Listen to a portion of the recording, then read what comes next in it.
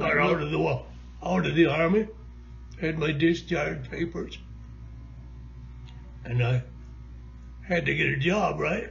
Mm-hmm. I went to work for that metal polishing outfit that Uncle Stinks was working for. I stayed about a week, and the next day I didn't go to work. He asked me, "Oh, are you sick or something?" No. I said, "I gotta get me a job where I can make some money and some future benefits added to it, you know." Because I still get a pension, small pension from the Bricklayers Union. Now I'm 94 years old, so I picked the right one. So I was sitting in a bar room, Ivan the foreman, a couple other guys. I said, I gotta get myself something to do. So the veterans office, to help old veterans, was only a block away. I walked up there, went into the office, and the guy working there had this big sheet of paper, all the words, all the different trades that they had available. Remember, this is a place where they send you out to school. No other word for it. Send you out to school so you can learn how to be a bricklayer. And I had to go to, and they give you a certificate certifying that you went through the course. Did you have other choices besides being a bricklayer? Huh? Did they give you other choices besides being a bricklayer? Oh yeah, I could have been anything I was trained for. Yeah, could have done anything. And so I thought about being an electrician, but I didn't know nothing about it. So, with no sense, you know, doing something you don't know nothing about. Never even heard about it, really. So, I was a working guy. I never finished high school. So, you know, I'm pretty limited in schooling. So, wasn't much of a choice. I walked up to that office where they send you out to learn how to be a bricklayer. Bricklaying school, they call it. And the office was so new, the phone was still hanging on the wall. Only pretty short line on it. The guy was standing there talking on the phone. And he tossed this piece of paper on the desk. It was a form with all the names of all the different trades. And my word, bricklayer, was longer than all the rest. I saw that. I said, my dad talked about that. He laid a couple of bricks, a few bricks, never worked at it. So I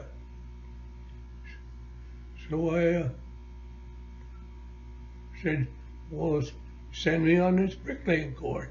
I gotta do something. I can't sit around and starve, sponge off of my folk. So that's what I did. And that's what they did. I went to school there for a year. And this was in Hamilton? Yeah. And I did blueprint reading. Yeah.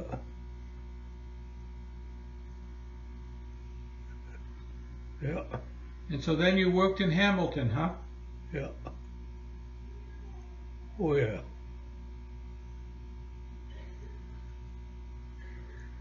Never worked in Toronto very much. I don't think I ever worked in Toronto. They called it T.O. Toronto.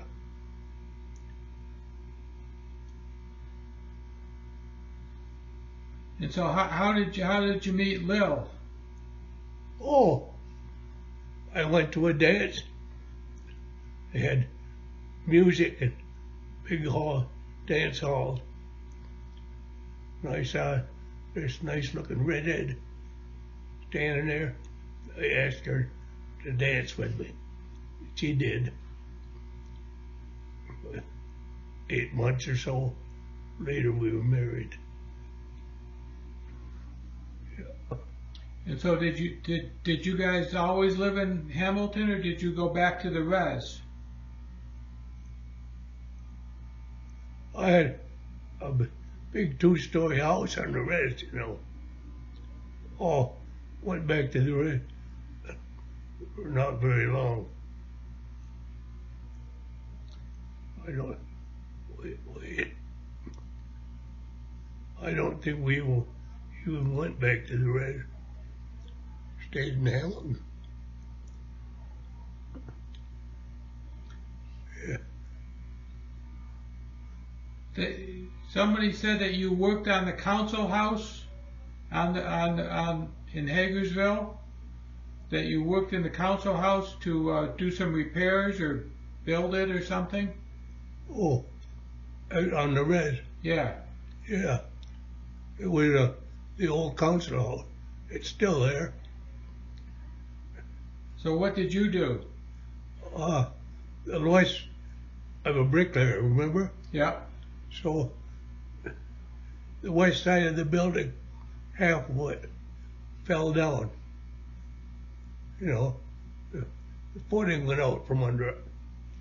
It fell down. So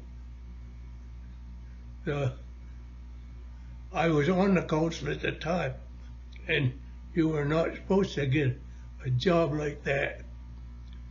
That was supposed to be done by somebody else in the tribe. But since there was no other bricklayers, they disregarded that little dinky law. And I went and fixed the wall. Was on the west side of the old council hall. Yeah. Yeah. Did you do that all by yourself, or did you have help doing it? Did it all by myself.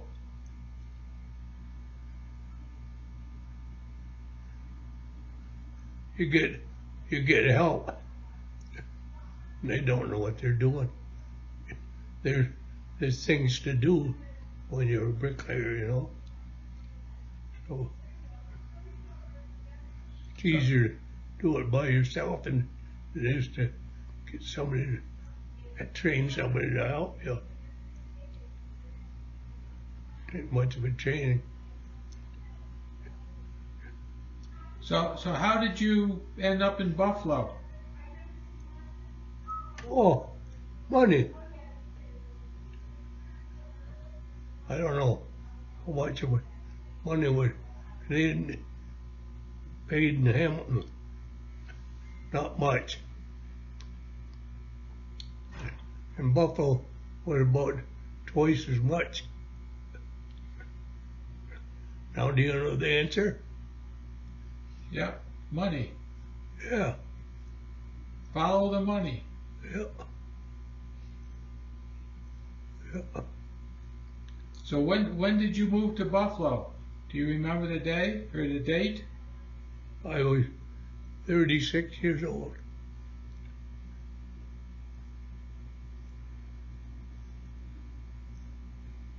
However old, 36 years old I was. No? Is that right? I don't know. Damn, I was look there, at but that. I was kind of little. 36. That seems old. Huh? So how long were you in Canada after the war? I was almost 4 when we left. I don't really know. Okay. Can't remember something like that. Did you build any other things on the res besides the council house? Did you build anybody's houses? Later I did. I built my cousin King, his name was William's house. He had a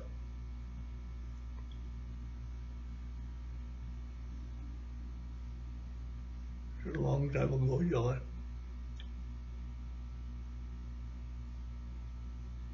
Anyway, I built his house, put brick all around his house. And then his son, Les King, Les still lives in his house. Uh-huh. I put brick on that one too. And a couple others, I did some work on them, but I didn't put everything all around. Okay. One of the cousins, his house was sinking down, you know, in the mud. All the wood posts he had under the wooden beam had rotted off, you know, and I shrunk down a little bit. So I got my little blue jack out, jacked it up, and pushed that big old steel beam in the house. Yeah. Okay, good. Well, this is all for today, okay? Okay. Okay, so after the war, you ended up in Hamilton, right? Yeah. So why did you go to Hamilton from the res? I didn't. Oh. There was a bus. I forget where I was. How I got there. When I came back from the war, I ended up in Hamilton. And all that. Oh well. I can't think of it all. It's all gone, John. Okay. All right.